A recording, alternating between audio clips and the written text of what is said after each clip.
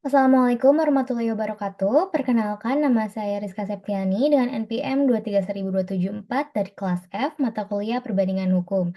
Di sini saya akan mempresentasikan mengenai materi konsep kekerasan dalam rumah tangga dan perlindungan hukum bagi perempuan, studi perbandingan mekanisme restoratif justice dalam sistem common law dan civil law.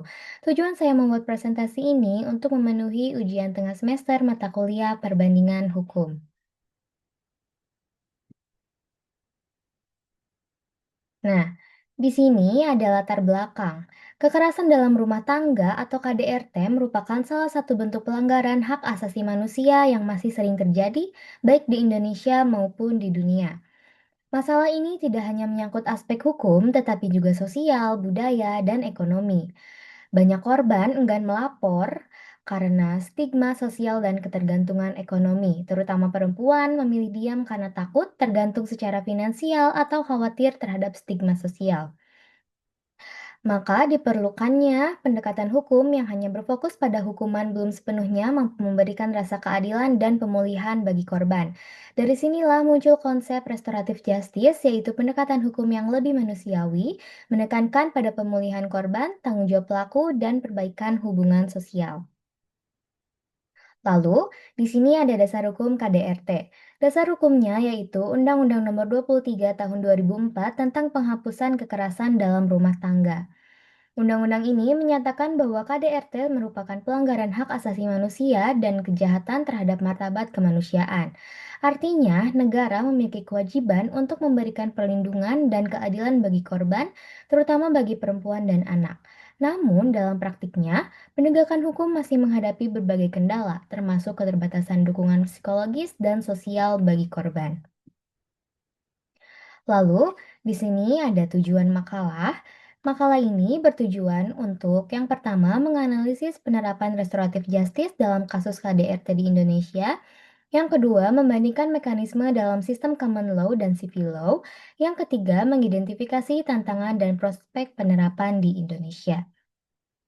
Lalu selanjutnya ada perbedaan sistem hukum. Dalam konteks perbandingan hukum, sistem civil law di Indonesia menekankan aturan tertulis dan kepastian hukum, sementara sistem common law seperti Inggris dan Amerika Serikat lebih fleksibel karena berdasarkan pada preseden atau putusan pengadilan. Keduanya kini mulai berkonvergensi, terutama dalam mengadopsi prinsip restoratif justice sebagai pelengkap sistem peradilan pidana.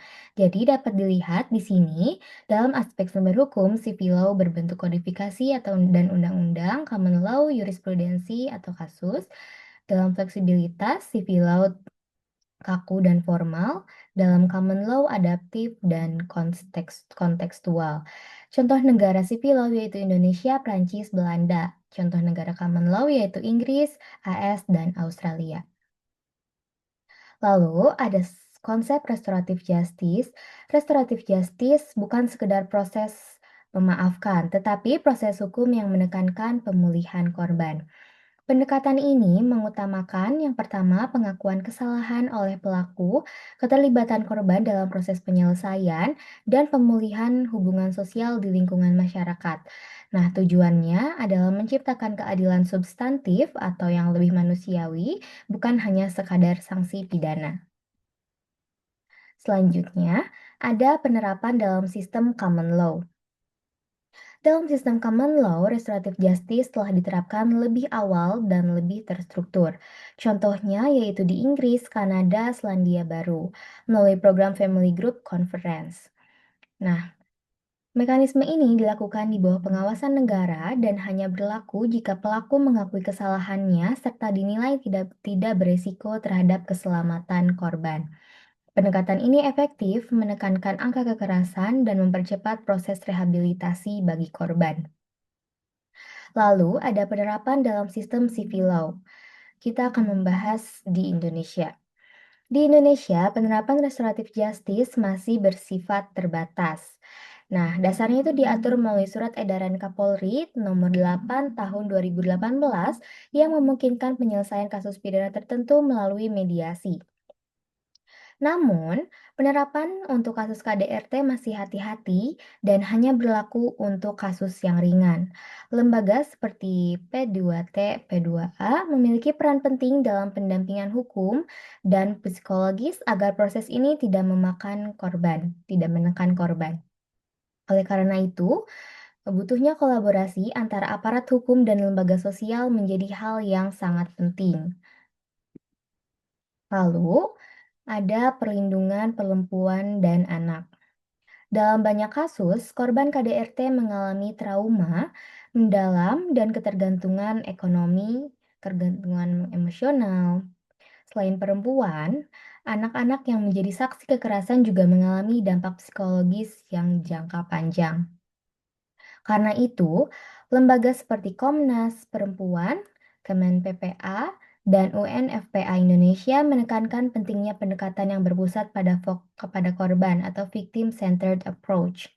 Nah, pendekatan ini memastikan bahwa setiap proses hukum tetap menjamin keamanan dan hak-hak korban, bukan memaksanya untuk berdamai. Selanjutnya ada tantangan implementasi.